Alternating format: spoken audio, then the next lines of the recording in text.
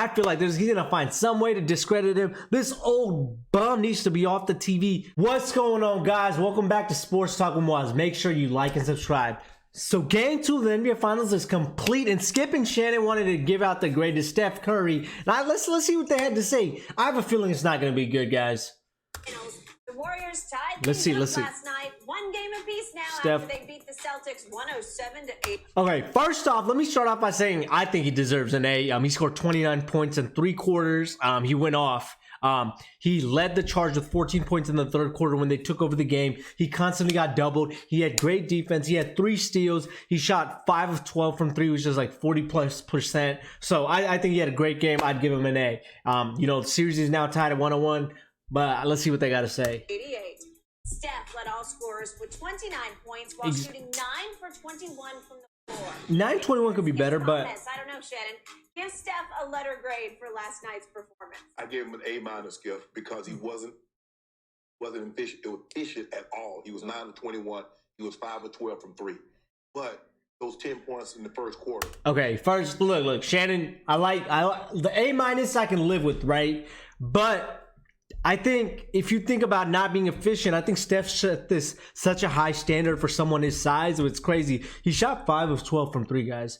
That's 41% from 3. You take that any time of the day, any game. I would take Steph Curry shooting 5 of 12 from 3. That's a good game. That's very efficient. Anytime you shoot over 40% from 3, that's amazing. That's what I gotta say about that. Now look, I think Shannon a good grade. I want to react to what Skip Bayless really had to say, because he's really the Steph Curry hater. We all know that, and I feel like he's gonna find some way to discredit him. This old bum needs to be off the TV, but I still listen to him. I don't know why. So what the game? What happened?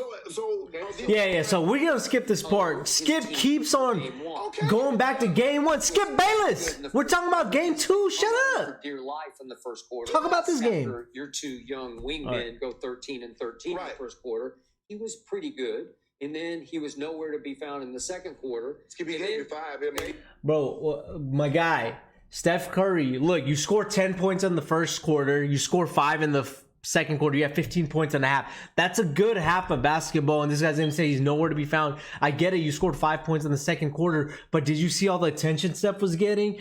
The passes he was making, the double teams he was taking, allowing other people to score? Like, is it just like 5 points in a quarter? I get it, that's not a standard, but that's one of his quarters where he plays less minutes.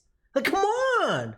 He had 15 points in he the was half. nowhere to be found for the first 3 minutes of the third quarter, and he missed 2 threes. He missed 2 threes, and the game nip-tuck. Bro, I feel like this is crazy. My man is cherry picking which parts of the game he was bad. So, look, he has to be great for the first 3 minutes of the quarter. He can't miss a shot, right? Of the third quarter, not the fourth.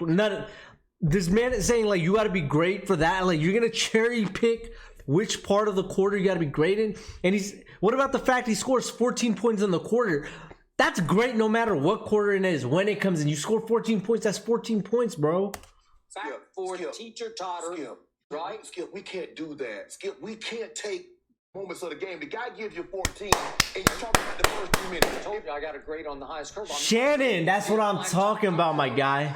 That's what I'm talking about. You know what I would have loved to have heard? When Jordan lost the game and he went 5 of 19.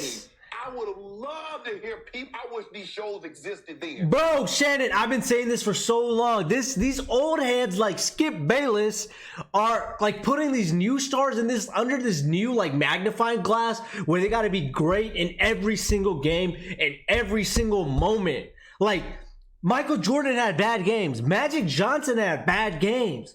Kareem had bad games. Every single one of these guys has bad games. But back then, there was no talk show and media and YouTube where everybody can be consistently talking about it. That's what I don't get with some of these media guys. It's like a star like LeBron, Steph, Durant has one bad game, and it's like they get crucified like they can never bounce back from this. It's going to tarnish their legacy forever. These fools have forgotten that their favorite players from the past, that they loved them, seem like put on this high pedestal, also underperformed. Like, I don't get this shit, man. Like, this is frustrating to me. Like, as an athlete, it's harder too, in my opinion, when you got everyone criticizing every single move you make. Like you got to be perfect. And look, this is gonna happen to a lot of these new stars too. Like Jason Tatum, he loses his finals. You're gonna say it's the worst. Like he's not a clutch performer, but you're allowed to have bad finals. Kobe had a bad finals early on. Like, come on, man. Because I would have loved to hear people's critique after he scores 50 in one game and he comes back and goes 5 of 19 and they lose. This is what I'm talking about, Shannon. Shannon low-key spitting bars right now. Every single game he ever, and I grade him harshly. I have to play great. No, it's not. Oh, stop. God, teams of, hold on. The Steph. One is the tone set. No, it's not. Oh, stop. God, teams of, hold on. So Michael Jordan, so it was Bro, see, this is what Skip does. He said game one is a tone setter. No, like I agree with Shannon right here. It's game one is important, but that's literally the first of 7 games. It could be the least important game because that's the one game you lose. It's like, all right, the other team still has to win 3 more games. But Skip, no matter what, I feel like no matter what happens in this series, Steph Curry wins Finals MVP, drops 30 every single game moving forward. Skip's gonna be like, you know what? Each game was a blowout. The one game that Steph had a close game, he didn't perform. But what he's going to overlook is that every other game, Steph didn't allow it to be a close game. He put it away earlier. Sometimes these media members criticize players for not performing in the clutch. What if I told you a guy is so good, he doesn't require every game to be in the clutch?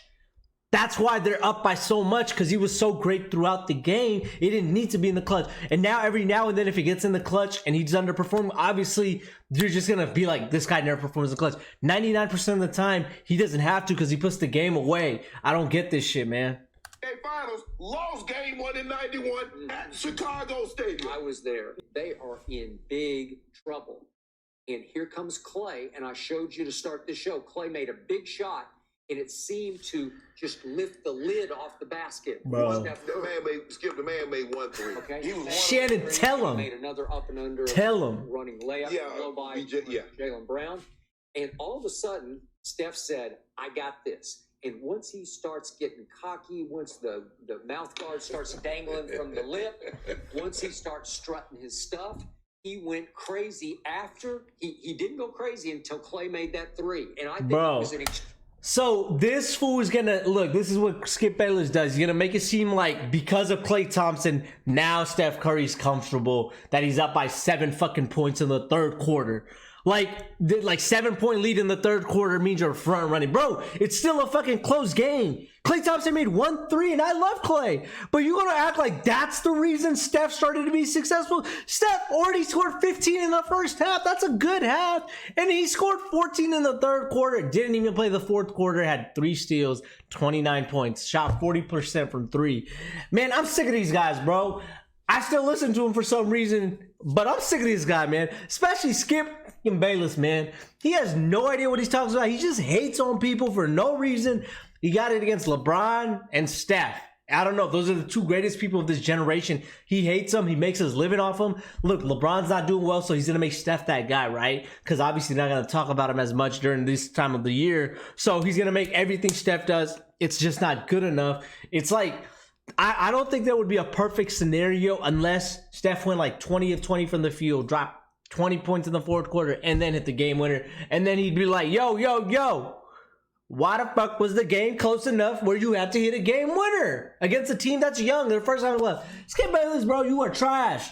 You are trash. You got nothing left to say that's like logical, that you give a good opinion. You're not subjective. Like you have these things against players, and that's all you do, man. Hey, I'm sick of this, man. I want to learn things from my analysts, not this shit, man, but I still watch.